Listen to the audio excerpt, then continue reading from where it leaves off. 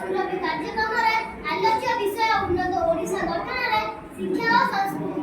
ମୁଁ ଗର୍ବିତ, ମୁଁ ଓଡ଼ିଆ, ଜନ୍ମ ମୋର କଳା ସଂସ୍କୃତିରେ ଭରା। ରାଜ୍ୟ ଓଡ଼ିଶାରେ ଗର୍ବର ମୋ ଛାତି ପ୍ରଫୁଲ୍ଲିତ।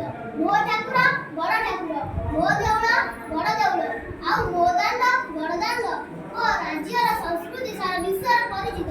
30 ଜିଲ୍ଲାକୁ ନେଇ ଗଠିତ ମୋ ରାଜ୍ୟ ଓଡ଼ିଶା। ଓଡ଼ିଶାର ଲୋକକଳା ଓ ସଂସ୍କୃତିର ଗୌରବରେ ଗୌରବାନ୍ୱିତ ଓଡ଼ିଶାବାସୀ। ଚାରିଧାମ ମଧ୍ୟରେ ଶ୍ରେଷ୍ଠ ଧାମ ପୁରୀ ଶ୍ରୀ ଜଗନ୍ନାଥ ଧାମ, ଅର୍କକ୍ଷେତ୍ର କୋଣାର୍କ ପଥରରେ ଖୋଦିତ କାରିଗରୀ ପରିଚୟ ଦିଏ ମୋ ରାଜ୍ୟର କଳା ଓ ସଂସ୍କୃତିର। ପୁରୀର ଗୋଟିପୁଅ ନୃତ୍ୟ, ଗଞ୍ଜାମର ରଣପା ନୃତ୍ୟ, ମୟୂରଭଞ୍ଜର ଛଉ, ସମ୍ବଲପୁରର ସମ୍ବଲପୁରୀ, ଖୋର୍ଦ୍ଧାର ପାଇକ ନୃତ୍ୟ ଓ ସାରା ବିଶ୍ୱରେ ଓଡ଼ିଶାକୁ ପ୍ରସିଦ୍ଧ କରୁଥିବା ନୃତ୍ୟ ହେଉଛି ଓଡ଼ିଶୀ। ତେଣୁ ଆମ ରାଜ୍ୟର ଉନ୍ନତିର ଭୂମିକା ଗୁରୁତ୍ୱପୂର୍ଣ୍ଣ। ସଂସ୍କୃତି ଓ ସଂସ୍କାର ବିନା ଉନ୍ନତି ଅସମ୍ଭବ। କଥାରେ ଅଛି, ମା ହେଲେ ପାଠୋଇ ଦେଶ ଯିବ ଆଗେଇ। ଗୋଟେ ନାରୀ ଶିକ୍ଷିତ ହେଲେ ଗୋଟେ ପରିବାର ଶିକ୍ଷିତ ହୁଏ। ଗୋଟେ ପରିବାର ଶିକ୍ଷିତ ହେଲେ ଗୋଟେ ଗାଁ ଶିକ୍ଷିତ ହୁଏ। ଗୋଟେ ଗାଁ ଶିକ୍ଷିତ ହେଲେ ଗୋଟେ ରାଜ୍ୟ ଶିକ୍ଷିତ ହୁଏ। ଗୋଟେ ରାଜ୍ୟ ଶିକ୍ଷିତ ହେଲେ ପୁରା ଦେଶ ଶିକ୍ଷିତ ହୁଏ। ଉନ୍ନତି ପଥରେ ଅଗ୍ରସର ହେବାକୁ ହେଲେ ଶିକ୍ଷା ଏକାନ୍ତ ଆବଶ୍ୟକ। ଶିକ୍ଷା ବିନା ଉନ୍ନତି କଳ୍ପନା କରିବା ଅସମ୍ଭବ।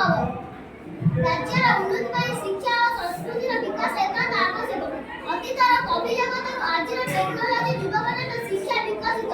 ଓଡ଼ିଆ ଭାଷାରେ ରଚିତ ମହାଭାରତ, ରାମାୟଣ, ଭାଗବତ ତଥା ବହୁ ପୁରାଣ, ବହୁ କାବ୍ୟ କବିତା ଓଡ଼ିଆ ଭାଷାକୁ ସମୃଦ୍ଧ କରେ। ମୁଁ ସଦାସର୍ବଦା ଚେଷ୍ଟା କରିବି ଶିକ୍ଷା ଓ ସଂସ୍କୃତିକୁ ଜାବୁଡ଼ି ଧରି ଉନ୍ନତି ପଥରେ ଅଗ୍ରସର କରିବାକୁ। ମୁଁ ଏତିକି କହି ମୋ ବକ୍ତବ୍ୟ ଶେଷ କରୁଛି। ବନ୍ଦେ ଉତ୍କଳ ଜନନୀ।